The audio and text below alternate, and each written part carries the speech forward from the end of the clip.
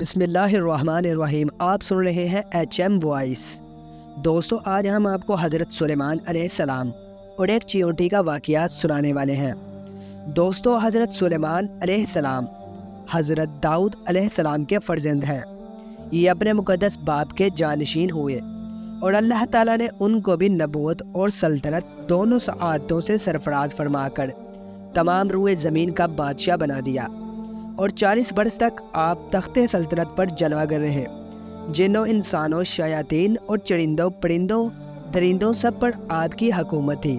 سب کی زبانوں کا آپ کو علم عطا کیا گیا، اور طرح طرح کی عجیب و غریب صنعتیں آپ کے زمانے میں بروئے کار آئیں۔ چنانچہ قرآن مجید میں اللہ تعالیٰ نے ارشاد فرمایا، اور حضرت سلیمان علیہ السلام اور حضرت داؤد علیہ السلام کے جانشین ہوئے، اور انہوں نے کہا کہ اے لوگو، ہمیں پرندوں کی بولی سکھائی گئی ہے اور ہمیں ہر چیز میں سے عطا کیا گیا ہے۔ دوسری جگہ اللہ تعالیٰ نے ارشاد فرمایا، اور سلیمان کے بس میں ہوا کر دی، اس کی صبح کی منزل 1 مہینہ کی راہ اور شام کی منزل 1 مہینہ کی راہ، اور ہم نے اس کے لیے پگھلے ہوئے تانبے کا چشمہ بنایا، اور جنوں میں سے وہ جو اس کے آگے کام کرتے اس کے رب کے حکم سے، اور جو ان میں ہمارے حکم سے پھرے، ہم اسے بھڑکتی آگ کا عذاب چکھائیں گے۔ اس کے لیے بناتے جو وہ چاہتا اونچے اونچے محل اور تصویریں، اور بڑے حوضوں کے برابر لگن اور لنگردار دیگیں۔ ایک دوسری روایت میں آتا ہے کہ ایک مرتبہ حضرت سلیمان علیہ السلام جنوں، انس وغیرہ اپنے تمام لشکر کو لے کر طائف یا شام میں وادی نمل سے گزرے، جہاں چیونٹیوں بکثرت تھی۔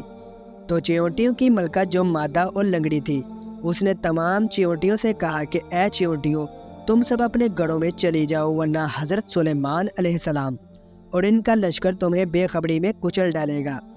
چیونٹی کی اس تقریر کو حضرت سلیمان علیہ السلام نے 3 میل کی دوری سے سن لیا اور مسکرا کر ہنس دیے۔ چنانچہ رب العالمین نے قرآن مجید میں فرمایا کہ یہاں تک کہ جب حضرت سلیمان علیہ السلام لشکر وادی نمل میں آئے تو ایک چیونٹی بولی کہ اے چیونٹیوں، تم اپنے گڑوں میں چلی جاؤ کہ تمہیں حضرت سلیمان علیہ السلام اور ان کے لشکر بے خبری میں کچل نہ ڈالیں۔ تو حضرت سلیمان اس بات سے مسکرا کر ہنس دیے۔ قرآن مجید میں ایک اور جگہ ارشاد فرمایا گیا، چیونٹی کی آواز کو 3 میل کی دوری سے سن لینا یہ حضرت سلیمان علیہ السلام کا معجزہ ہے، اور اس سے معلوم ہوا کہ حضرات انبیاء کرام کی بصارت و سماعت کو عام انسانوں کی بصارت و سماعت پر قیاس نہیں کر سکتے، بلکہ حق یہ ہے کہ انبیاء کرام کا سننا اور دیکھنا اور ان کی طاقتیں عام انسانوں کی طاقتوں سے بہت بڑھ چڑھ کر ہوا کرتی ہے۔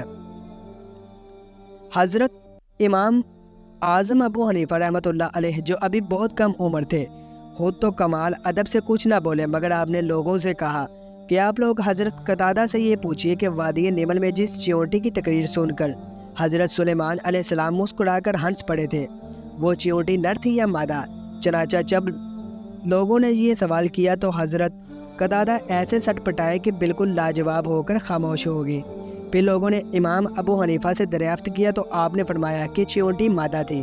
حضرت قتادہ نے فرمایا کہ اس کا ثبوت؟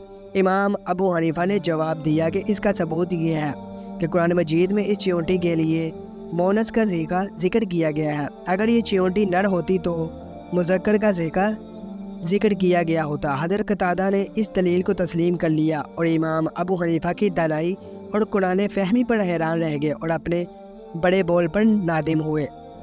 امید کرتا ہوں دوستو آپ کو ویڈیو پسند آئی ہوگی، تو ویڈیو کو ضرور شیئر لائک کیجیے، صدقہ جاریہ ہے۔